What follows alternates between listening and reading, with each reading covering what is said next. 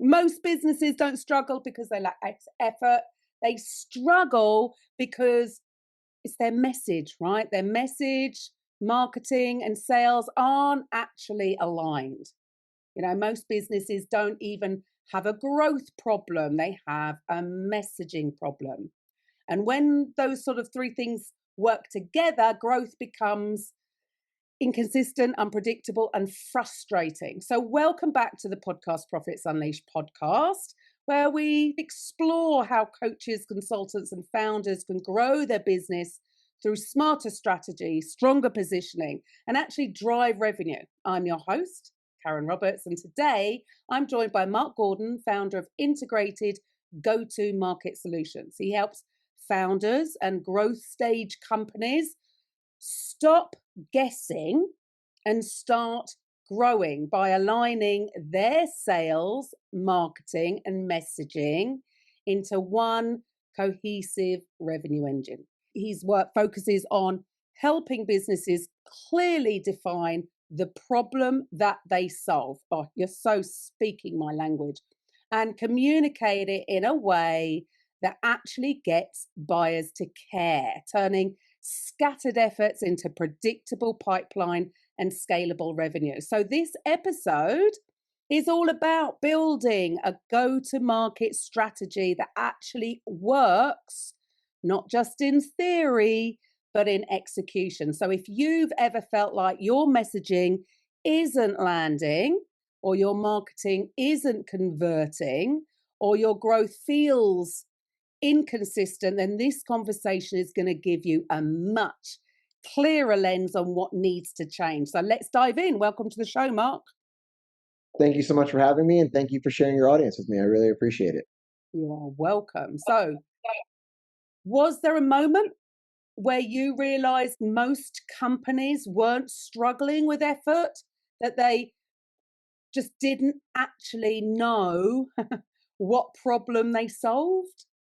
Yeah, there was a moment. I spent the vast majority of my career in the mortgage space, and I didn't realize how unique it is as a business. And it's not that there are other industries like this as well, but in the United States, at least, there are 2,000 or more good-sized mortgage companies all selling the exact same products at the exact same rates. There's literally no differentiation.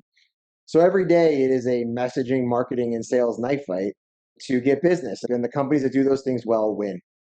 When I decided I wanted to get out of the mortgage space, I took a year off deciding what I wanted to do. And a couple of people I knew were growing a tech company here in Charleston, South Carolina. And they had a really great idea. And hey, we need a new chief revenue officer. Would you come in and help us? And I was like, that sounds awesome. And I got into this company, and everybody there had master's degrees from these huge schools. They were super smart, hardworking, intended. And nobody in the company could tell me what they did or who they did it for. And they were living it every day, and they were so passionate about what they were trying to do. And I thought I was going crazy. And for the first 3 months, I was there every day, and I would go in and I would have this like same weird conversation with everybody. What are we doing and who do we do it for? And started seeing all these little things that were happening as a result of us not knowing. You end up letting your clients put together your next project plan, right? What do we need to fix the product? What do we need to fix? Somebody just complained about it. So now our noisiest and most unhappy clients are telling us what our project plan should be for growing our product or services. That's probably not the best strategy. But I just saw all this friction across internal departments, externally, who to attract, our sales team struggling, and all of it I thought was just very simply, we couldn't say it in 2 sentences. And so the founder and I got in a room, and I started saying it to him over and over again. I still don't get it. He's like, what do you mean? In his head, it was so clear. And I was like, just pushing him and pushing him. Finally, like started yelling at me, and it came out. And it was like, I'm like, that's it. That's what we do, right? And then I went out and told the whole team. And then everybody else was like, hey, yeah, that is it. But they had never said, no one had ever said it that way before. And then suddenly we got our marketing right, we got our messaging right, the leads started coming in, the sales got easier, et cetera, et cetera. And everyone realized, by the way, all the things they could stop doing and start doing in the organization. And so that was the moment where it really clicked for me. And I realized, okay, and I didn't think it would, and then I realized it wasn't just them, right? Like once I saw it, I couldn't unsee it, and then I saw it everywhere. Every website I went to, I couldn't tell what they did or who they did it for. They were trying to be for everybody instead of a specific group. And I was like, okay, this is it. And so started helping some other friends and family with that stuff. That really worked out well. And then in June of this year, I said, okay, this is what we're going to do. And so we launched the company, and it's gone better than I ever could have expected so far. Brilliant. And so share with the listeners, was that a fair sort of description of what you did by me at the beginning, or how would you articulate it then? Yeah, and so in the simplest way, we would say we build world-class go-to-market revenue machines for B2B companies, right? And we do it in 120 days. And that's, I think, one of the things that really makes it unique. We're not trying to come in as consultants forever. We come in, we redo your messaging and product market fit, your lead generation strategy, your sales execution, and your revenue technology. And we make sure that those core four things are aligned and working together. And I use the rowboat example when I explain it. If you have four people in a rowboat and they have different sized paddles and are rowing at different speeds, it doesn't matter how hard everyone's working, the rowboat is not going to go where you want it to go. You can actually have short paddles with everybody rowing very slowly. But if they're all moving at the exact same time in the exact same direction, the boat starts to pick up momentum and move down the river. And so what we do is we come in and make sure that all four of those things are working, they're working together, they're working in unison. And suddenly it's amazing. The boat just starts moving straight.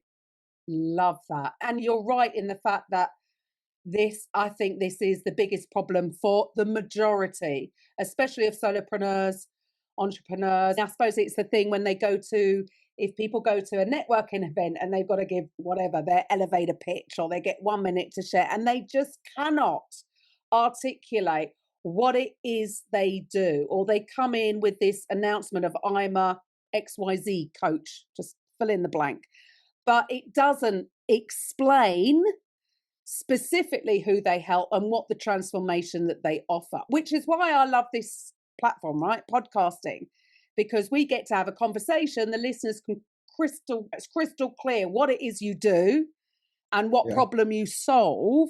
And through having this conversation, that's how it can come over. For you, you must have some kind of process. So when you come into a business that is struggling to grow, what's the first thing you look at to actually diagnose where the breakdown is? Because I'm sure Yeah. So everyone is different. everyone is so different, and every one of our engagements it's all 120 days, but they all look very different once we're in there. The first thing that we do is we meet with the C-suite, any other key employees, and at least three of their long-term customers. And we try to evaluate what actually makes this company differentiated. What are the internal and external services, products, culture, execution, deliverability, personalities that are the unique value proposition of this organization? We take all of their current marketing and sales talk tracks and different things, and we analyze through that what's working and what's not.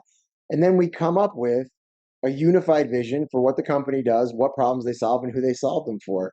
And we boil it down to the mom test, which is if you can explain it to my mom at dinner, who's 70 years old, about to turn 70 years old, and she understands what you do and who you do it for, we're in a good spot. If she doesn't, you probably have more work to do. And the biggest red flag is when a founder will say to me, like, listen, you don't understand, in our industry, everybody gets it. No, they don't. If somebody outside your industry can't explain what problem you solve, then the people inside your industry will not understand it either. And I've just seen this dozens and dozens of examples. It's undefeated. The more complicated your message, the slower your growth. Ah, It's just as simple as that.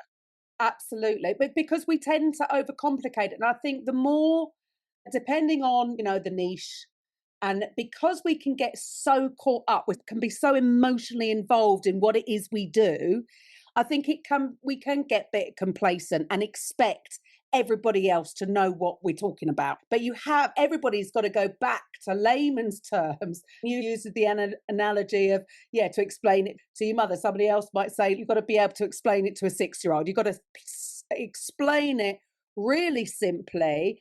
And I think it comes from, I don't know about you, whether you think this, or it's almost like it can be like a bit of an ego thing. They think if they're trying to appear to be important and know all this stuff, and actually that's not going to help getting clients. Would you agree?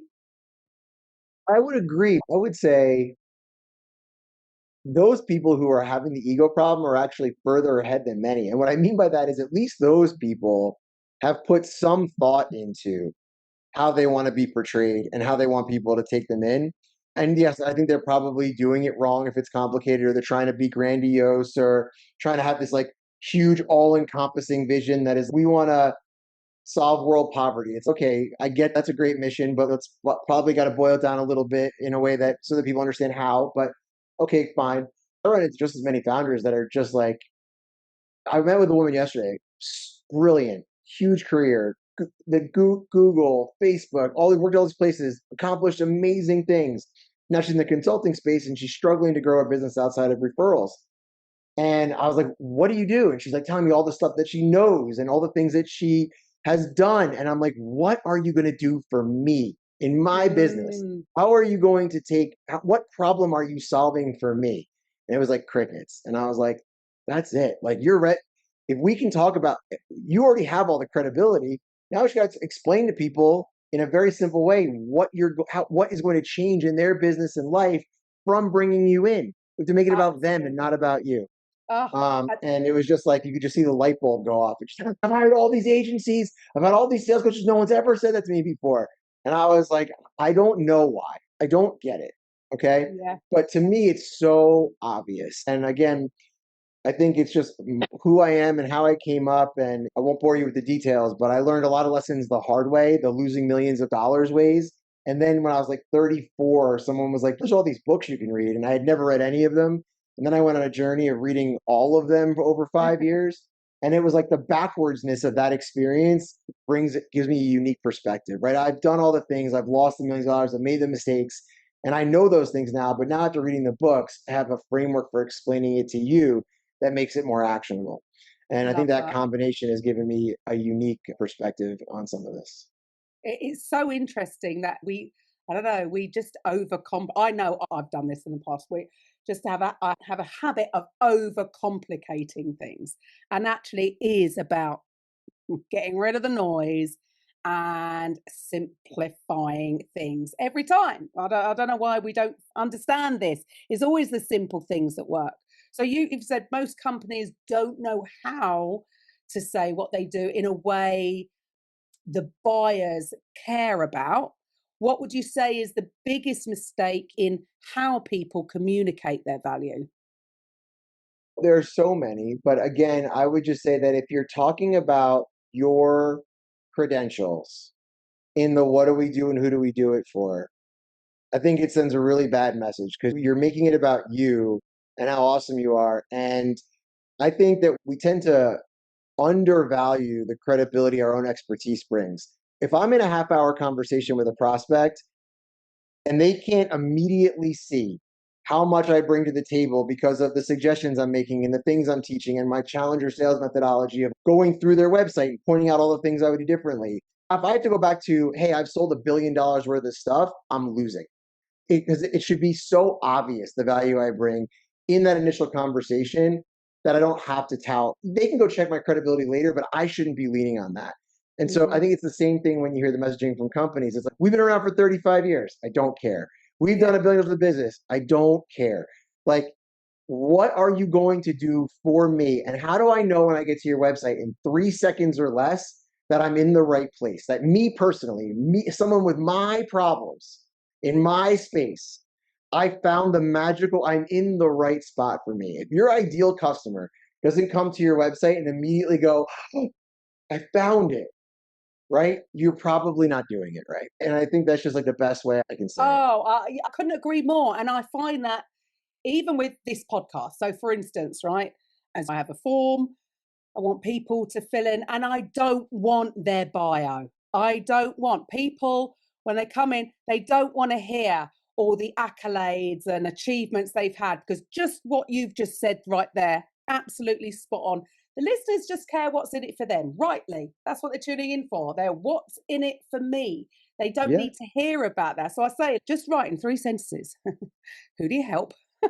What is it you solve? I'm never going to introduce somebody with that. Although, hands up, when I started guesting, I did created a bio. But again, I think it comes back to, I think we've been conditioned to believe that we need to start with that to build the Yeah. trust. When the opposite, I'm with you there. I think the opposite is true, and I think just your story in and of itself and how you articulate is going to be crystal clear to people.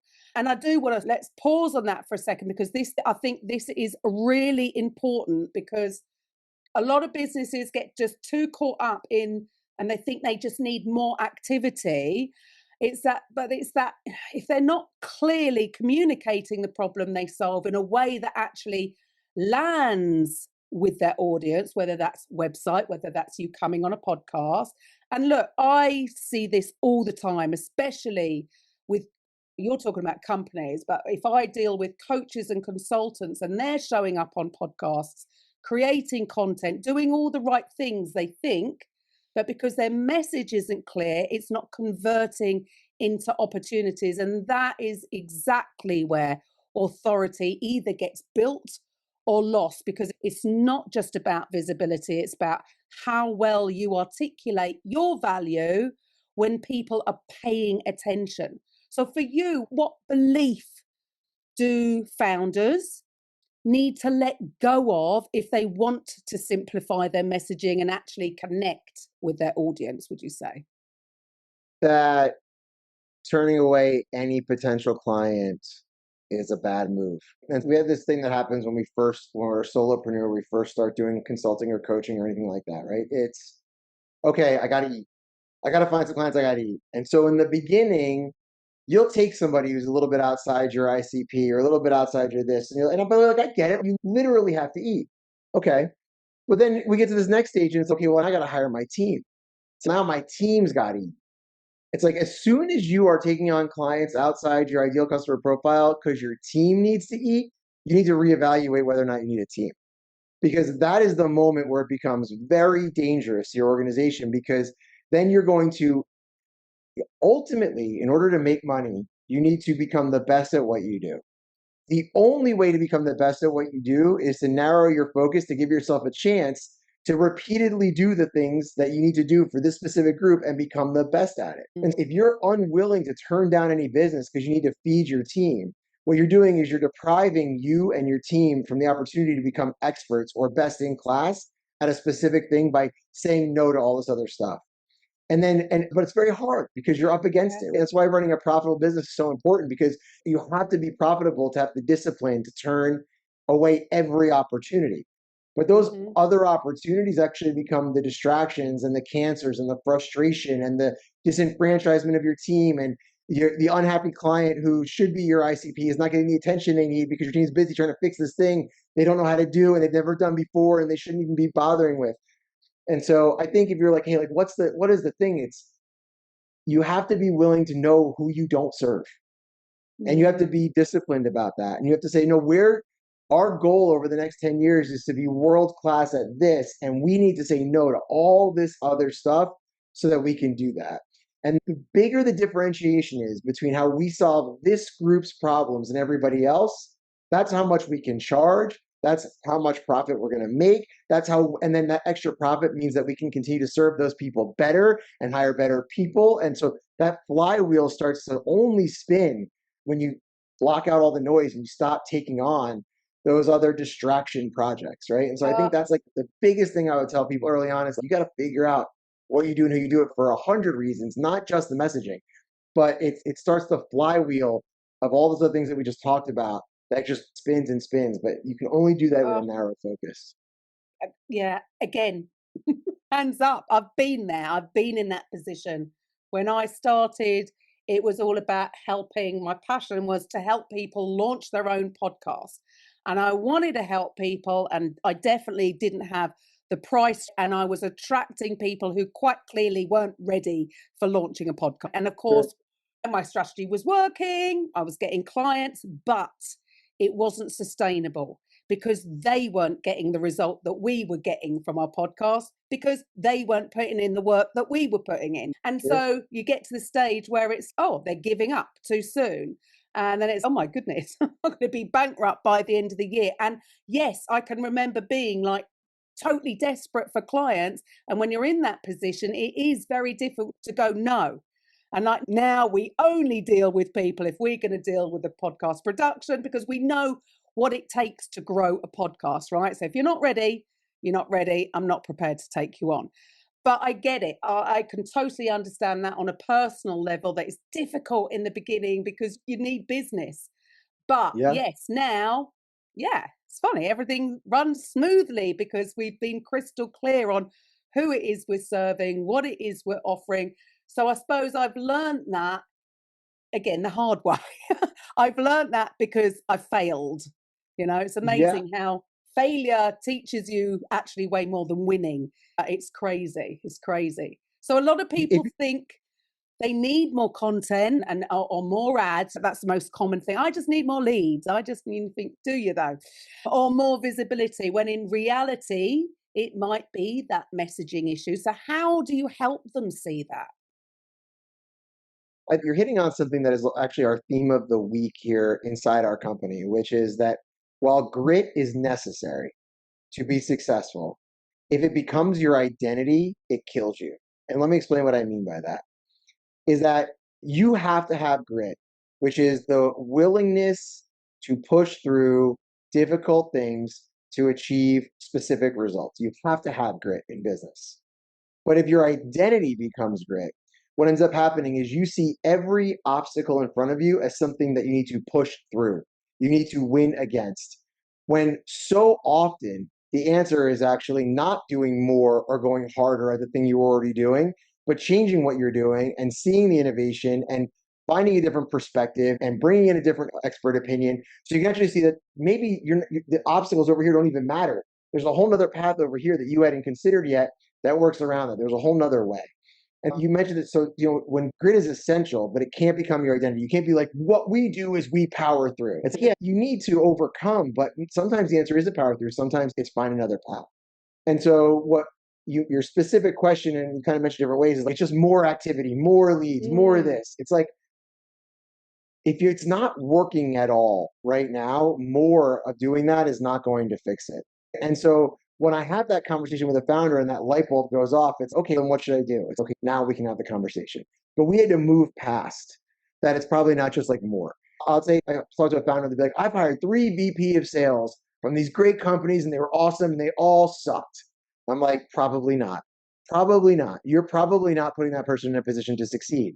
If 3 people came in who were highly thought of, who you interviewed, who had success in the past, they came into your company and they all failed, it's you. mm. It's, oh, yeah, of course it is. So are you telling me you're incapable of hiring good people, or maybe that your environment isn't set up to have a VP of sales succeed? Sit back in the chair. So you have to have that moment with a founder where you go, hey, good news, you're the problem. And You, why is that good news? Because you can fix it. you can If you change. weren't the problem, innocence is impotence, right? You can't, if it's not, you can't fix it. So great news, it's you. Now we go ahead and figure out how to overcome that. And I think when we have that moment and that's okay, like great news, we can do something about this, then we can start back to the basics of what are you doing? Who do you do it for? How do we get that Mm, message in front of the right people at the right time? Once they raise their hand, how do we get that person to sign up and buy our product? Once they've done that, how do we continue to keep them in our ecosystem? So like the conversations become easier once there's a humbleness of, hey, there's probably a better way. brilliant. Love that. And it's just so true. You're just totally speaking my language. For you, how important, and let's bring it to podcasting, right? We're on the podcast. So, how important for you is clarity of message when someone is showing up either on podcast or speaking?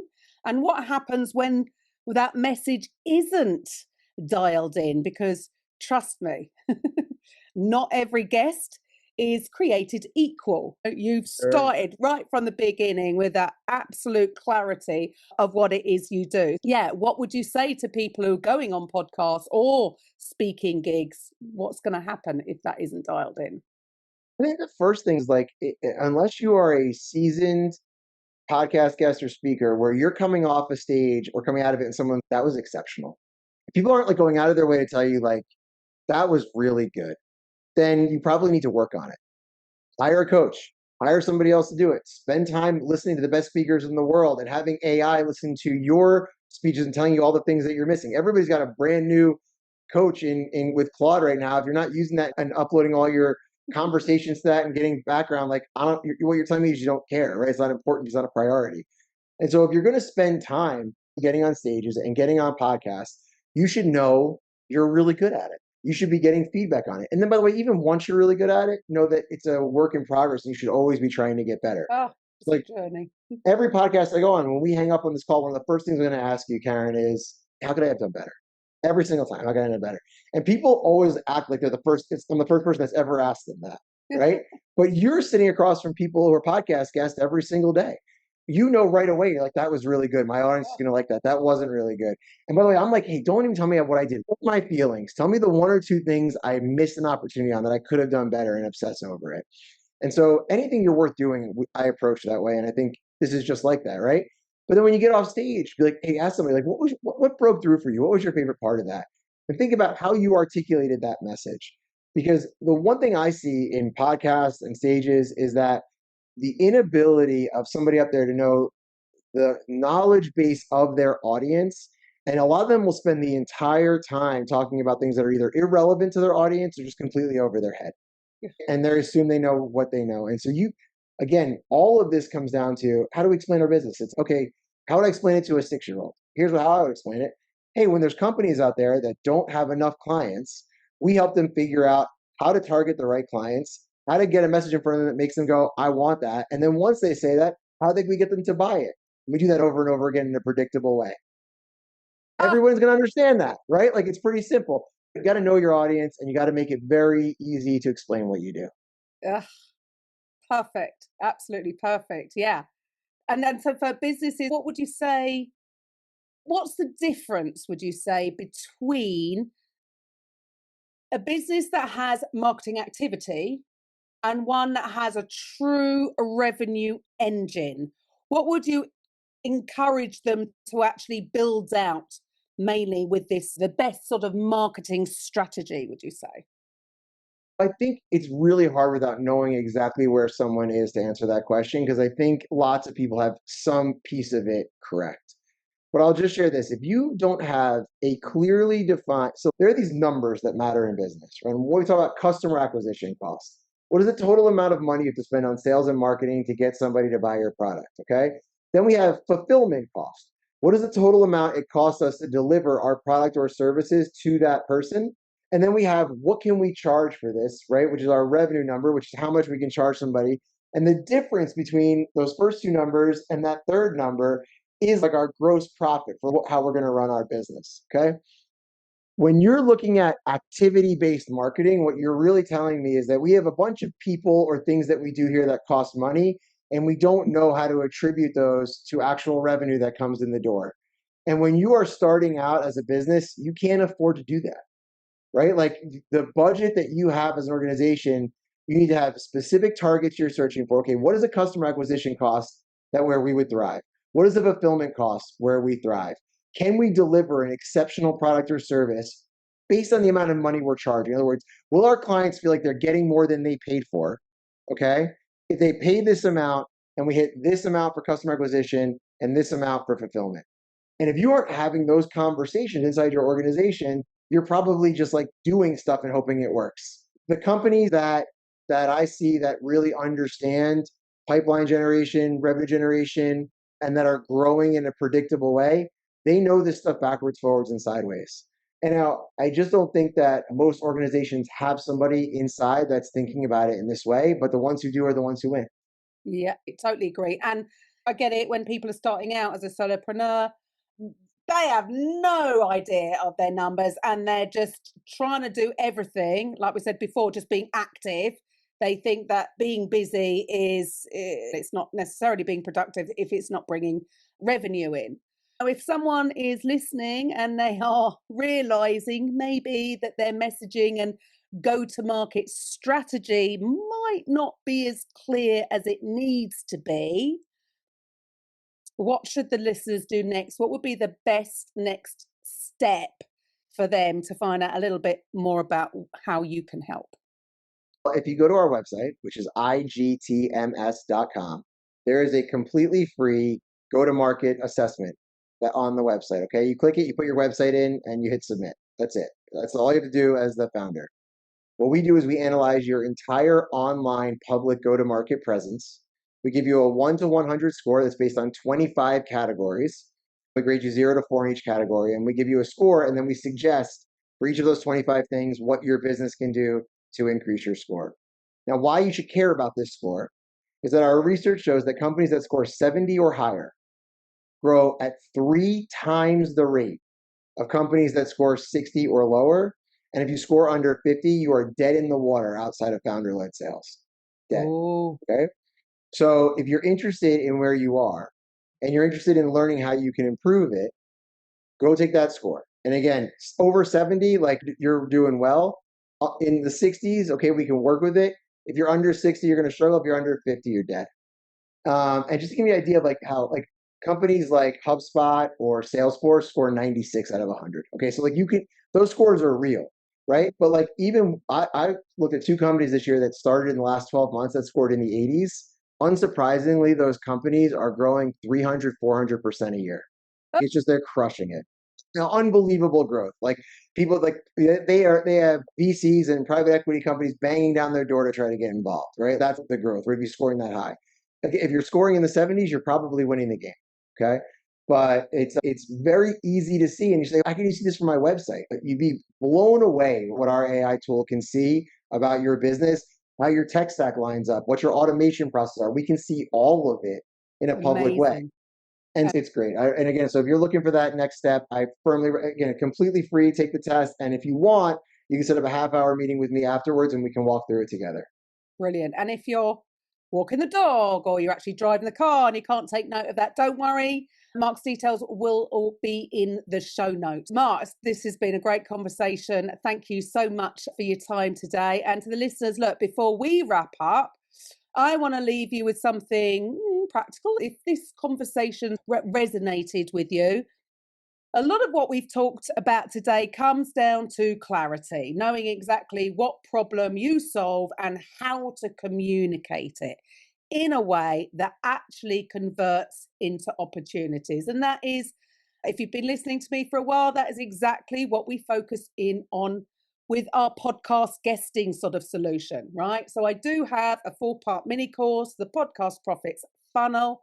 It is a simple, structured system that just shows you how to use podcast guesting and your messaging to build authority, create a clear next step, and turn visibility into real business growth. Now, you can get it right now. It is only $5. And if you are an action taker and you complete it within 5 days and do the short assignments, you will unlock a bonus training. Because if you don't like the sales side of things, which is one of the, obviously the core things that you need to have working in your business, then you can get my extra training on automating your sales to avoid doing that. So if you're ready to stop guessing and start using podcasting more strategically, you can get access at podcastprofitsunleashed.com/guesting. And really, Mark was just an exemplary guest there in how he articulated, exactly what he does for people. So check out both links. They will be in the show notes, and I'll be back next week. Bye for now. Thank you for listening to today's episode on the Podcast Profits Unleashed podcast. If you're